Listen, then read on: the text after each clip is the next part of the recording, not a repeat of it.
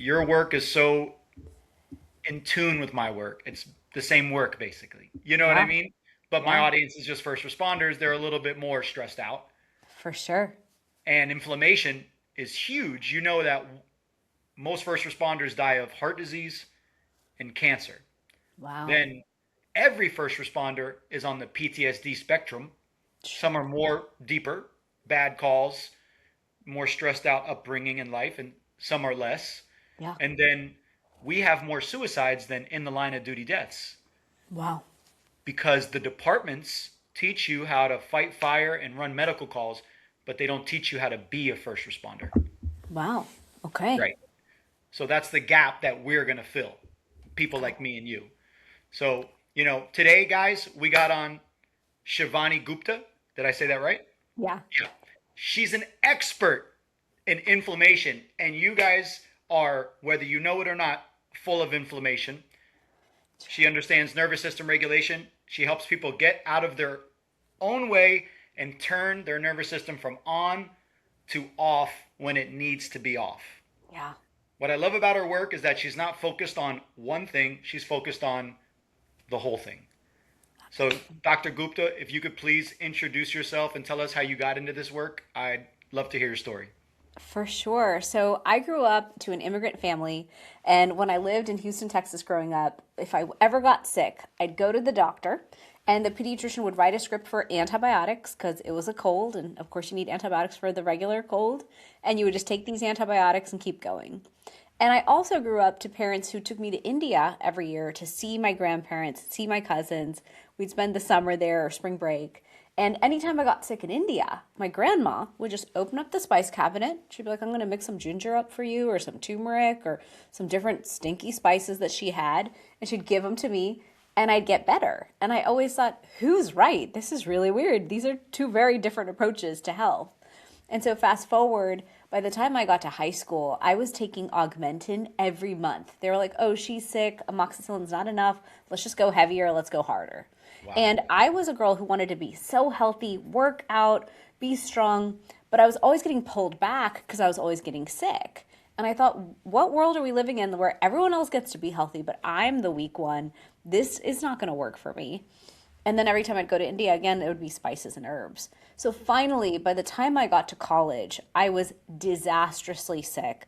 They were about to hospitalize me. They couldn't figure out what to do with me. And so I went to this appointment with this Dr. Gupta, who's like, okay, here's a prescription for her. This will fix her. And some voice inside of me screamed and was like, no, we're not doing this again. We're not going to another doctor for another prescription to then explode my gut. And so I told him, I said, what is that antibiotic you're giving me? Can you dumb that down a couple notches? Let's not like truly kill my entire gut microbiome. I didn't have that word back then, but now we know it was my gut microbiome. And I said, what are those other 12 drugs? And he's like, those were for side effects. And I was like, hold up. You didn't give me a probiotic. I don't need 12 different medicines for side effects. You're going to cause 12 more out of that. And so I looked at my parents and I said, we're in this land of yoga, Ayurveda, a lot of healing. Can we go figure this out? Because nothing we've been doing has worked for me so far. And at that same time, I was looking at my family, and every time I showed up to India, someone would pass away from the advanced effects or the after effects of being diabetic for 10, 20, 30, 40 years. And so I come from a family where all the grandparents are diabetic, all the parents are diabetic, and now when you look at my generation, we're in our 40s, everyone's pre-diabetic or on the path to diabetes. The whole family's on a GLP-1 at this point. And so as a young person in my 20s, I looked at that and said, this is a problem. Like, what causes diabetes? Why are we all diabetic? And why is that going to happen to me? Like, how am I going to prevent that from happening to me? And so I went on this quest. I went all around India, north, south, east, west. I sat at the feet of the gurus. I detoxed my body. I learned what it means to have profound gut health and build an immune system of steel. I learned about inflammation and how diabetes is caused by our inflammation, our obesity, our stress, our own lifestyle.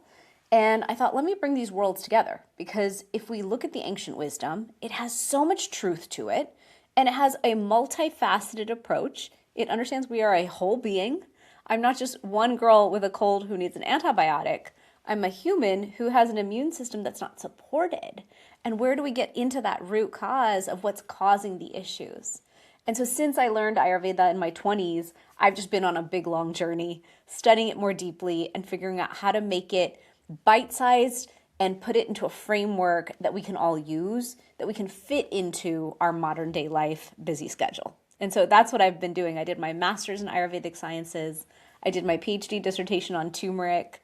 I've been working with doctors for years to put turmeric in their offices so they use it as a natural solution. And then most recently, I wrote my new book, The Inflammation Code, which I'm getting to share and teach Hey, about. Yeah. beautiful, beautiful. There's so much to unpack there. Yeah. First of all, the healthcare system is the sick care system. There's no interest in keeping us healthy. All those pharmaceuticals that first responders know every time we go on a call, there's a bag of pharmaceuticals. Really? And they might keep you alive, but Yeah. the quality of life is terrible. Like you said, it's you're not going to heal that way because you're treating a symptom, you're not treating the root. Correct. And then when it comes to detox, I feel like that's a subject maybe you could go a little deeper on because Sure. as first responders, we're exposed to toxic chemicals on a regular basis. Even our uniform, our bunker gear is full of toxic chemicals. So just drilling, we're opening our pores and we're getting toxic chemicals. Then we go on to fires, we're smelling these plastics burning. I remember we used to do something called overhaul, where after a fire was over, you had to figure out what started the fire so you could make sure it doesn't rekindle. Wow. And for the longest time, we were doing that without our gear on, without our masks on. Our skin absorbing it, inhaling these fumes, off gassing, and we see a high rate of cancer in first responders. So, one of the main components of my holistic model, because I agree with you fully, we cannot treat things individually in silos. We need to treat them in an integrated way so they all support each other, is detox. Could you tell us a little bit more about how you were able to detox from what you were going through and how people could apply detox to their life? For sure. So detox itself is multifaceted. In Ayurveda, Ayurveda is this ancient system of health, healing, and medicine from India that's 5,000 years old. And I know that you've looked into Chinese medicine. Chinese medicine is another beautiful system. They were definitely growing alongside each other and have a lot of different things we do in common. Like in Chinese medicine, they love ashwagandha and ginger and turmeric and all the spices like we do. In Chinese medicine and Ayurveda, we believe that there's a meridian system. Everything is interconnected. So they treat through acupuncture. We treat more through acupressure and meridian acupressure points and different things, marma points. And so definitely there's a lot of similarities there. In Ayurveda, we taught that detoxing annually, doing one big detox per year, like one big oil change for the car, is mandatory or the car will not run. It's going to gunk up, everything will accumulate, it will accumulate in our tissues. In Ayurveda, we call that ama. Ama is a word for this toxin residue that forms inside of us that starts to cause disruption. So it can cause inflammation, lymphatic system getting backed up, glymphatic system, our brain getting backed up. And so, like you talked about, you're talking about a very unique profession. I actually think about people who work in hospitals, the level of exposure they have to very serious chemicals, x ray, all sorts of scans and things that they do. First responders, I mean, anyone who's dealing with a profession nowadays where you're dealing with chemicals, that's serious because we are already, as a society, hitting our maximum levels of toxic burden that we can deal with. So if you look at us as a society right now, in my book, I have a whole chapter that I wrote on environmental toxins just to highlight between the microplastics, the BPAs, the phthalates, the PFAS, the forever chemicals, the plastics in our food, the Teflon, our skincare, our cleaning products. Like we're already living in a toxic soup called America, or living in the West, or living in any modern day country nowadays. It's not like the third world countries aren't toxic as well. I go to India and I'm like, wow, my exposure is almost worse because there's pollution here. Not to So, mention the new yeah. change in glyphosate rules. I know what on earth, what the heck. I mean, honestly, I think our country and so many countries are going 100% in the wrong direction when it comes to what do we need to be healthy. And I really hope that there can be a real revolution here that actually succeeds at defending us as people because That's the us. micro We're the that's us. revolution. Yeah, I mean, we kind of have to, right? I think about it. I have young kids still. They're middle school and high school, but it's like between the water, I have to filter the water in the house. I have air purifiers in every room. I switch the kitchen to all glass, less Teflon, more stainless steel. Then we're fighting on the food front. What's in the food? How can I order more organic, less processed, more clean? And food is a big topic because it feels almost impossible to get clean, good food nowadays. And that drives me nuts. So a portion of my week is spent on like, how do I get good food in this house and how are we going to cook it fresh and consume it? Then I'm a woman. I'm going to use my skincare. I'm going to use my makeup. It is going to add up. Where can we really reduce the toxic burden? Or are we just buying whatever's at the store from the big brands and trusting that to be clean and good enough for us? It's not. It's made for profit, not for our health. And so I really look at the toxic soup we live in as we have to have a full court press plan for how to battle it. Now, if you couple on top of that what you are talking about, which is tremendous toxic burden. For example, in my house last year, I discovered mold. And then I thought I remediated it, and then all my hair started falling out. And I was like, my whole job is to teach on camera. I kind of need my hair. What am I going to do? I called one of my favorite doctors, and I was like, at this point, I'll do anything.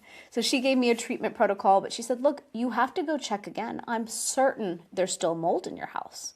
So she sent a mold dog company to me. I hired them. Turns out, yeah, she was right. There was more mold. Mold is a tiny issue compared to what you are talking about. Like you're talking about plasticizers. You're talking about toxic chemicals at such a tremendous level. So in Ayurveda, we teach seasonal detox, annual detox, daily detox. I So love the it. annual detox is take 3 weeks out of the year, find a true detox center, and do a full-on profound detox. In India, and I cover this in my book, in India they'll do colonics and enemas and these massages that are not massages. They are so intense, but they're trying to push everything out of your fat cells and mobilize it so you can detox it. Ayurveda is one way to detox. There's many. Then secondly, seasonally.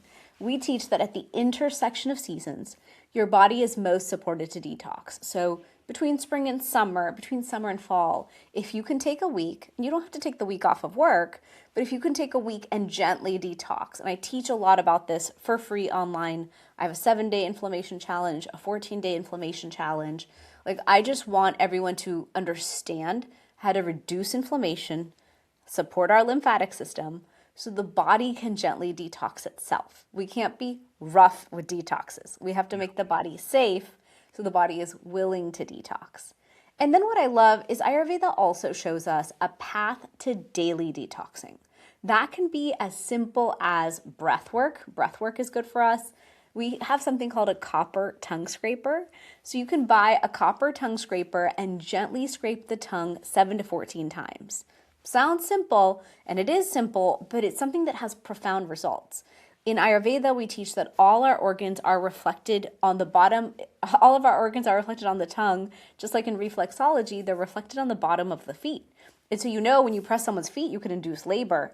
In the same way, when we scrape the tongue, we are affecting all organs. We're cleansing all organs. We're clearing that ama or toxin residue from all the organs of the system. We're clearing our taste buds so they work better for us. And then we're also supporting a healthier oral microbiome, which supports our gut microbiome. It's all interconnected. And so Correct. that's a simple practice. It takes under a minute to do in the morning. Once you buy a copper tongue scraper for 10, $12, it's just part of your morning health hygiene stack. You just brush your teeth, use your tongue scraper, and it's super beneficial. And then afterwards, you can stack on top of that oil pulling, which is taking a tablespoon or two of coconut oil or any organic food grade oil. We love sesame oil in Ayurveda. And you swish it around for 5 to 20 minutes. You can be doing other things, making your morning coffee, getting dressed, showering.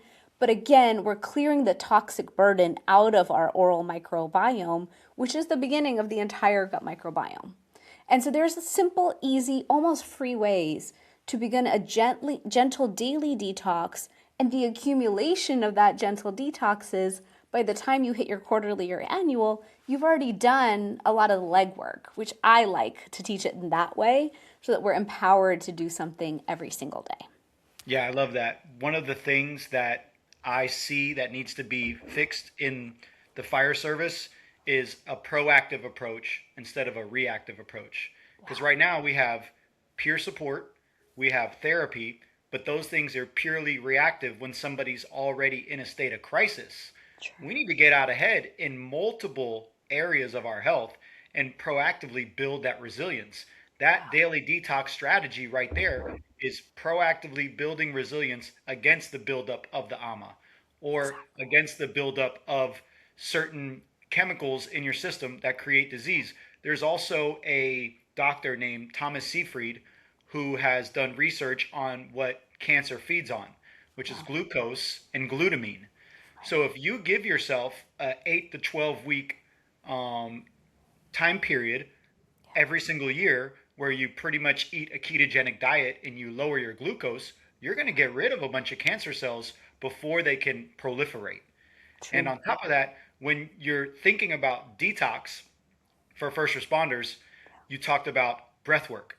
One of the non negotiables that I teach everybody who comes through my program is morning breath work in the sun Yeah. because first responders' circadian rhythms are naturally disrupted and their nervous system is naturally turned on. If you look at what it takes to be a good first responder, when you're on scene, you have to be on. You have to be looking for problems, you have to be solving issues, you have to be alert, you have to push through fatigue. But those same belief patterns, when they're brought home and they're not shut off, create disease over time, along with the toxins, along with the trauma that you see. So maybe you could go into a little bit of breath work as a strategy to not only detox, but regulate the nervous system. For sure. So, taking a moment there, I'm going to talk about circadian and the Ayurvedic self care rituals because they're Perfect. tied together. So, you're right, first responders are on a very tough schedule because you're completely disrupting the circadian clock.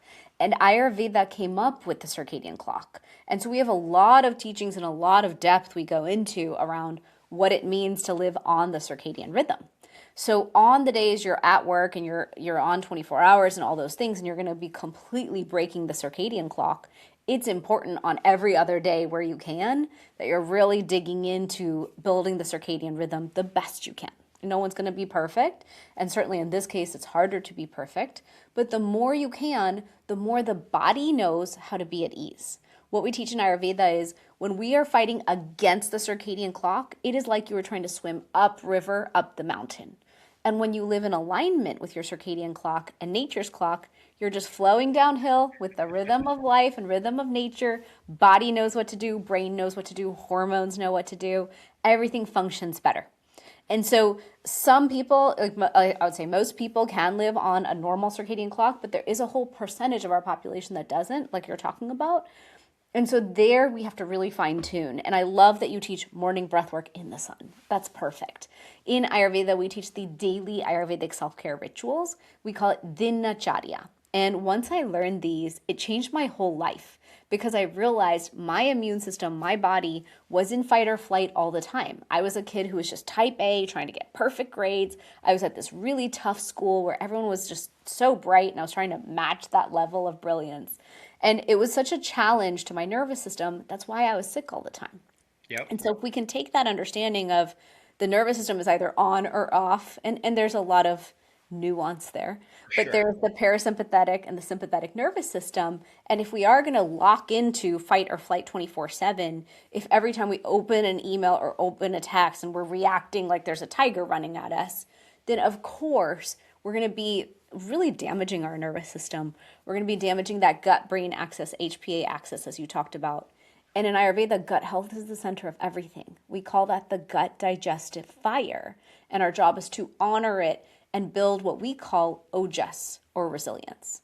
And so those self-care rituals include waking up in the morning, touching the ground, touching your forehead, and taking a moment to really set an intention for the day.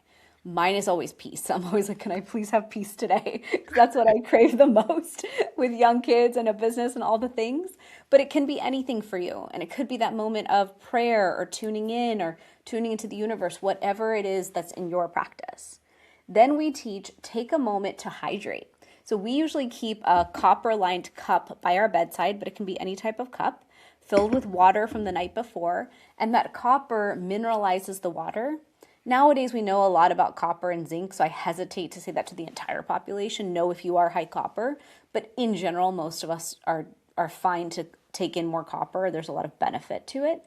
But putting water in a copper lined cup, hydrating first thing to hydrate our tissues because we know we dehydrate overnight. Then we want everyone to go to the bathroom. We're pretty obsessed with that daily bowel movement. Otherwise, we're not detoxing and clearing out accumulations in the system. And then once you're settled, we want everyone to immediately sit down for meditation and breath work, tuning inwards. And if meditation is hard, which it is for many of us, then maybe journal, free-flowing journal or doing journal prompts.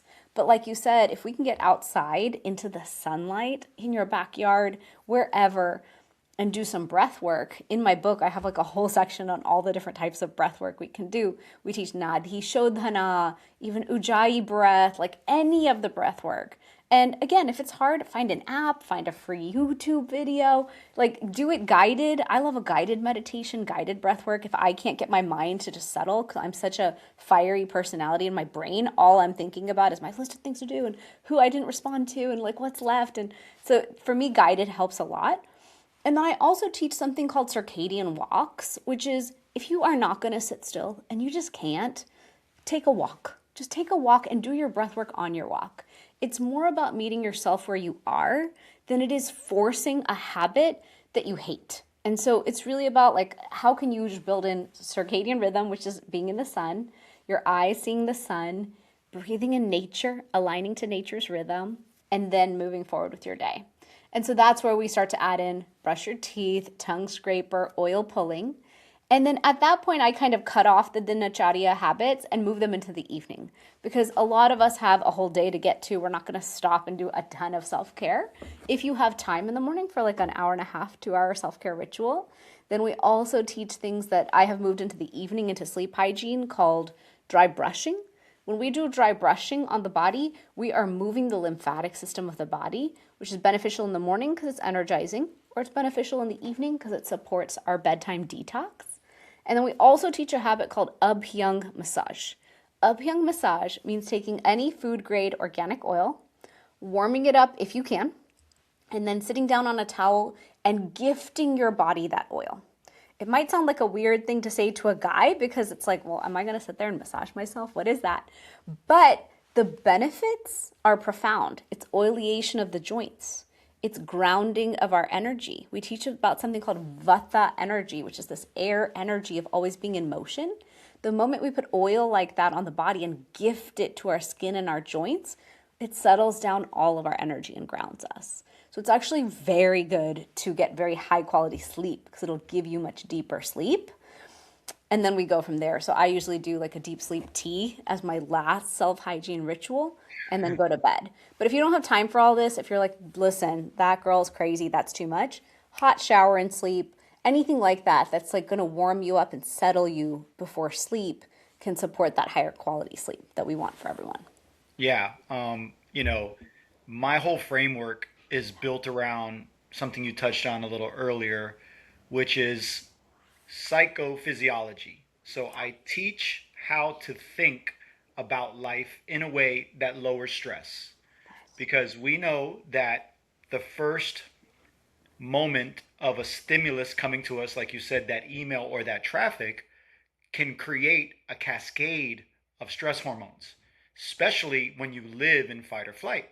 So, learning how to become aware of your thoughts so that you can respond to that stimulus instead of react to it is the first thing that I teach, which seems kind of like woo woo, but in actuality, that's how our bodies work. Our bodies have a thought, which creates a cascade of a feeling. That feeling creates a biochemical environment in our body, which either drives us to do something or not do something. And that creates the results of our life. So instead of teaching work out more or eat this diet, let's go to the top. Let's look at the way our brains work. Then let's move into our nervous system, which is naturally going to improve our hormones, which is naturally going to improve our sleep. And I'm not saying we don't use similar tactics and strategies, just like you explained, because my daily framework is calibrate. The morning is when you calibrate. For first responders, it's very important to be physically fit because of all the heart disease and the fact that you are going to be asked to wake up at 3 in the morning and go work out as hard as you can to fight that fire. Put on that gear, 70 pounds of gear for 30 to 40 minutes from a dead sleep. So you got to be physically resilient. So the second part of my framework is build. So building doesn't mean working out hard every day. It depends on where you're at, nervous system wise. How much sleep did you get? Because you can build your breath work, you can build your mobility, you can build your nervous system, and then finally, as you added, recovery. Exactly. The evening rituals are so important to winding down because your body needs to have signals to tell it, okay, we're resting now. It's time to wind down. So understanding that the job, I like to use the metaphor, you reap what you sow. So the job forces you to sow seeds of disease, sleep disruption, toxic chemicals, chronic exposure to traumatic incidents. Your normal day is other people's worst day of their lives. So those things need to be detoxed. They need to be integrated. So if your job is forcing you to sow seeds of disease, then it's your responsibility to sow seeds of health. Just Correct. like you said, we can't control what happens on shift when it comes to our calls, but we can control our behavior between calls and we can control our behavior off shift. And the math says if you do twice as much good things as you do bad things, then you're going to be ahead of the curve. True. But if you do twice as much bad things as you do good things, you're going to be behind the curve. So, Correct. one of the things that I love about your work is how you look at nutrition not just as a diet, but as supporting the overall system. Could you go into that a little bit? For sure. And it's so interesting to learn from you today because I don't know that much about first responders, but as I'm listening, I'm like, oh my gosh, I need to talk in like these settings to this group who's really struggling. I mean, from a toxic burden level, what you've described so far is insane. Like it didn't occur to me that there's a Nobody knows it. demographic that is dealing with this. Like we just saw the fires in LA last year, and as it was happening, I was like, do we understand what that's going to do to their water and their air and what that means for all future generations who just got exposed to something that they would never normally have been exposed to? Like that's catastrophic. That's going to change everything for generations. And how do you support that? How do you even prevent what's going to happen there? And I'll give you an example talking about nutrition. I just got through a book launch. It took me a year to write a book. It took me a year to launch a book. And a book launch is really intense because when you have a publisher, they're like, we want results. And you're like, okay, I'm just going to jump up to that mark. And so I worked harder in 6 months last year than I have ever worked in my life. And then I hit the new year. I had a tragedy in my family that was so unexpected. And like you said, our worst day is your everyday. And that to me is nuts because when we have our worst day in our entire life is like, oh my gosh, I've lost this person, we have this visceral reaction. I know for me, when I've lost people in the past, my hair falls out. Like that's a reaction my body has. It deprioritizes hair. Stress has such a significant reaction in my body. So that threw me off. And then by the time I got to the week of my book launch and TEDx, I got the flu. My whole system shut down. I couldn't get out of bed. And I was like, this is exactly what you teach. This price you are paying right now is called your entire nervous system is shutting down, and it's not going to let you go further until you choose to calibrate and rebuild and recover. I love the words you used Wow. because it's unacceptable to run the body like a F1 race car and never stop for the pit stops. Never change the tires, never do the oil change, never give the driver the brake. I mean, gosh, I love race cars as an example all the time because you can tell as you're running your vehicle, all of a sudden you're like, and I hear those messages all the time. My body will be like, that's aches and pains. That's brain fog. That's joint pain. That's mood dysregulation. That's digestive issues. And when my friends complain about those things, they're like, I guess this is just aging. I go, no, no, no. That's not aging. That's inflammaging. And you need to pause and address the inflammation. And you will see you are not aging. It's just inflammation stacking up. And so going into this experience, my conversation with me right now this week has been, where are you going to put in the effort to rebuild? Because you cannot go any further on this racetrack. This racetrack is sudden, not even sudden, it's certain death. Like this will only end one way, is you hitting the brick wall harder than you've already hit it. And so my conversation with myself was around nutrition first. Like we have to rebuild from the ground up. Sleep, lymphatic, detox, movement, vagus nerve toning, creating more breaks in the schedule, creating good boundaries. And then when we talk about nutrition, I've been thinking about it a lot because there's so many different frameworks around food. There's high protein, carnivore, like go so intense in the protein, like that's your only job. Then there's a whole crew that's like go vegan, eat Mediterranean and be happy, and like a lot of different philosophies exist around food.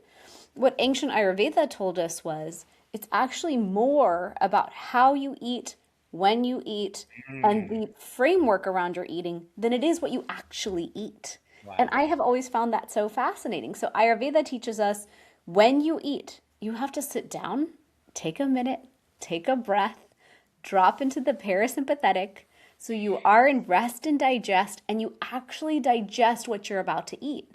So that's why in the good old days, we used to talk about, say, a prayer before you eat. Why was that? It made you pause and settle down, not just run from action A to action B and then shovel food down your throat, which is how so many of us behave. Nowadays, we all have iPhones. We're all sitting there on our phones as we're eating. We want to take that moment caused eating, and we're like, oh, I need to learn something. I need to do something. I need to catch up on something. I need to watch something. And that's most of us. I have that habit too sometimes. I'm like, stop. I'll literally say, stop, pause.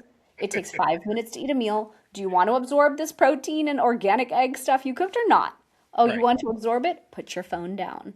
And so I literally have to self-teach that one to myself because it's so easy to be like, oh, I have 5 minutes. Let me go catch up. So For sure. when we eat, sit down to actually eat the food, to actually absorb those benefits. If our brain, eyes, mind are not actually understanding what we're consuming, how is our digestive system supposed to release the right acids and enzymes to even process and absorb that food? That's why after we eat, so many of us are still hungry. We're munchy. We're looking for chips. We're looking for chocolate. We're looking for something to satisfy us because we didn't even acknowledge what we just ate. Then we talk about when you eat. So in Ayurveda, we taught about intermittent fasting, holding at least a 12-hour fast. 7 to 7 is wonderful. Can you go bigger? Absolutely. Men can go much bigger in their intermittent fast than women. We have to pay attention to our cycles and things like that. We have to be a little kinder. But you can hold a 12, a 14, a 16-hour fast. But we actually customize how you fast to your body type. So in my book, I teach about something called elemental design. And I talk about how if you are a more air person, don't hold the big fast. If you're a fire person, go down the middle, but don't hold the biggest fast. And if you're an earthy, earth-water type, the Kapha body type, there's Vata, Pitta, Kapha, the Kapha type can hold really big fasts. So it kind of customizes to your type, and we customize a lot of things to those body types. How do you know the body types? So you can take a quiz on my website at drshavani.com, and it'll tell you your primary constitution. And then in my second or third email, I send out the full quiz. And so you can take that bigger quiz and understand, okay, am I fire first and earth second? Am I earth first, air second? Like you can kind of then further understand yourself and then start to customize your self-care and habits to yourself. But when it comes to food, I really think of food as, and Ayurveda teaches us, the sattvic diet. It's like a yogic diet. It's this understanding that what we are consuming is going to affect our mood, our brain, our immune system, our gut. We need to eat according to our body type. We need to eat according to our circadian clock. So you're in Miami, I'm up in Boca Raton, Florida. Like we're pretty close to each other. It's hot here. It's hot most of the year. But we still have our seasons. And so we're meant to eat winter foods in the winter, summer foods in the summer. Those digest the best. Our cells know how to receive and use those for their optimum benefits in those seasons. So even though it's hard to eat a circadian diet, if you can eat a little bit of a circadian diet, there's a lot of benefit there. So paying attention to what you eat, how you eat, when you eat, what you are eating, and then we can drill down into nutrition, which is, are we getting enough fresh food? are we getting enough food that actually sustains us, or are we just eating whatever? And for me, when I go through a busy season, I am so focused on my health. So I have certain protocols I'll put in place. But sometimes my protocols are really harsh and really narrow. You know, you talked about being in fitness and being an MMA fighter. And so you used to cut weight. As a woman, we're usually trying to manage weight. And so we're like, okay, I'm just going to eat as few things as I can, as few calories, and keep this like really focused. And I find nowadays when we understand the hormone shift that starts happening in our 40s, 50s, and beyond, we need to really start looking at this from a building block standpoint. Am I getting the fiber? Am I getting the protein? Am I getting healthy carbs? Am I getting healthy fat? Am I getting fruit that has nature's intelligence built into it? Vitamins, minerals. Exactly. And the food is lacking in vitamins and minerals, so we have to pay attention to, are we getting enough? Is it sourced well enough? Do we need to supplement and get everything in there? So it is paying a little bit more attention. And so I like to write out what my goals are on a weekly basis. I'm like, this week we're going to focus on fiber. This week we're going to focus on eating some more fruit, because it gets overwhelming if we're trying to do it all. But if we look at it as one habit a week, then it gets easier. So one week I'll focus on more steps, one week on more hydration, and get to there in that way. And I like what you said too about seasons. It's okay to have seasons of your life where you do less. Think Yeah. about the winter. You're not supposed to. I've never liked the whole January 1st New Year's resolutions because it's not natural. It's No. the middle of winter. You're not going to be able to have all this energy, especially if you live somewhere other than, the tropics like we do. You're not going to want to go out on January 5th and do a workout outside in the snow. Of You know, course. that's the Yeah. time where you rest and recover. Just like the microcycle of the day, we have the seasons. Those are cycles. So, like you said, if you're going upstream against life, you're not going to move the way you would move if you were in tune with the natural cycles and being okay with gaining a little bit of weight in the winter. That's how we stayed alive for thousands of years. Our bodies are not adapting to cell phones right away. So we need to understand that winter is okay for resting. It's dark or more. If it's dark or more, then you should be sleeping more. And when the light comes, you're naturally going to have more energy. It's going to be easier to take the food that you're eating and create muscle or create fat loss. And just along the lines of making things easy, when it comes to food, just eat whole foods. Right. If it's processed, minimize it. I Okay. love a good pizza here and there. I'll have a little bit of Coke with it, but I'm not going to keep processed foods in my home Correct. because that will allow me to eat processed foods. If they're in the house, you're going to eat them. If Yeah. they're out and you have to drive and go get them and spend money on them, you're much less likely to consume them. So if you're eating whole foods, you're getting your macronutrients, you're getting your micronutrients, but like you said, you do have to focus on your fiber. And one of the things that I encourage first responders to do is check their hormones and check their vitamins and mineral levels on a regular basis so you can get out ahead of those deficiencies. You referred to the oil change earlier.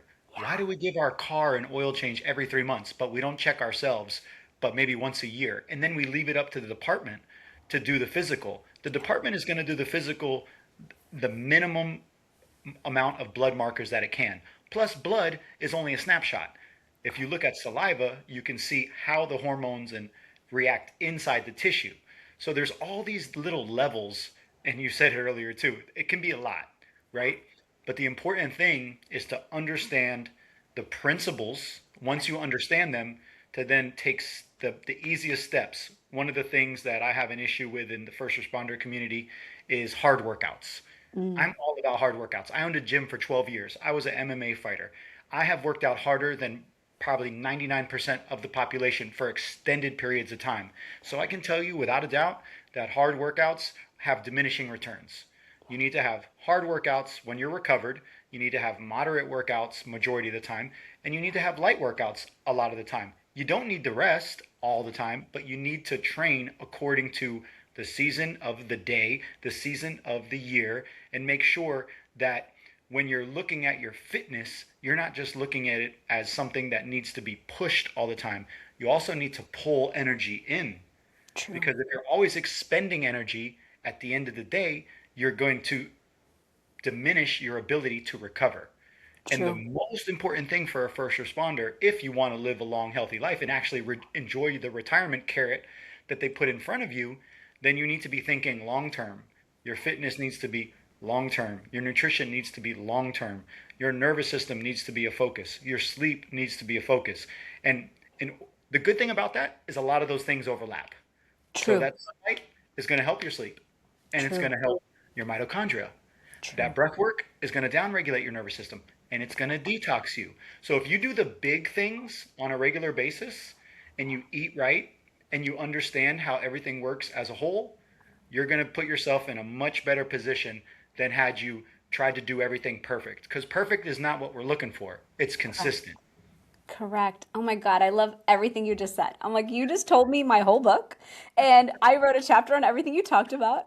And all I did was I love your I'm book. a big believer in ancient wisdom meets modern science. So Yeah. everything you're saying is what we are studying and coming to understand right now. And functional medicine is giving this opportunity to test and understand. We're able to add like aura rings and different things into our lives to get that data on ourselves. We can understand HRV, our resilience. Like there's so much of an explosion of this understanding of self. And when we bring back the ancient wisdom practices, ancient wisdom, which is what our bodies have known and been for thousands of years until this moment that's so modern and almost traumatizing to the system because modern day life is so much for the nervous system. All that ancient wisdom is free, easy, bite sized ways to bring our body back to whole. Like, I want us to feel whole and nourished and supported. And anytime I don't feel that way, and my clients reach out to me, they're like, I'm a mess right now. I'm like, that's okay. It's just about building each building block into place. And each chapter of my book does that. It's like, know your elemental design first, know your body type. That customizes all the things around your sleep. Because some people sleep like the dead. They sleep 10, 12 hours. That's the Kapha body type. They get slumber. Versus the Vata body type, the air type, always has this light disrupted sleep.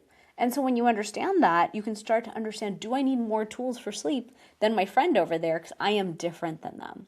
And so we start to bring in more sleep hygiene rituals and things like that from Ayurveda.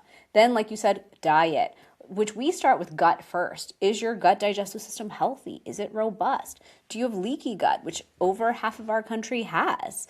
Are you having gut dysbiosis? Over half the country has that. I would actually predict that when you're talking about first responders, you could be talking about like 90% having gut dysbiosis because stress alone will cause the dysbiosis.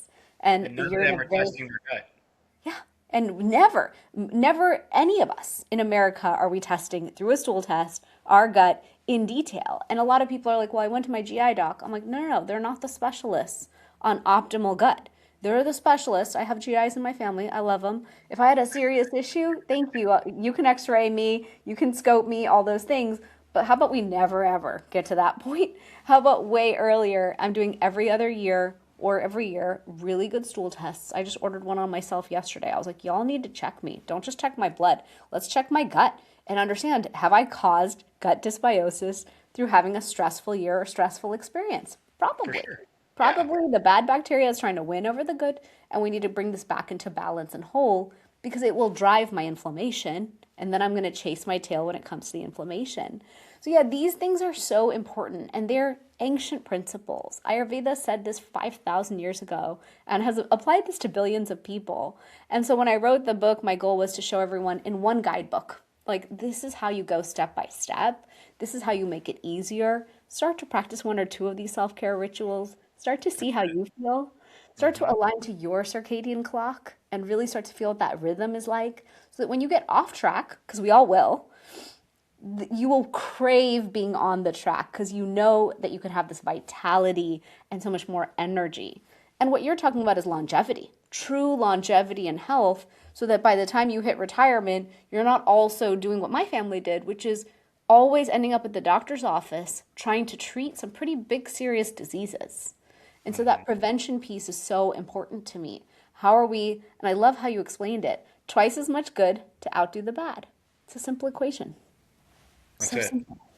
Well, Dr. Gupta, I really thank you for this interview and your time. And I'm so excited to read your book. My wife ordered it yesterday. And I recommend any first responder who's watching this podcast, please buy this book. It's going to cost you a penny compared to what it's going to bring you in your life. And think of it as an investment.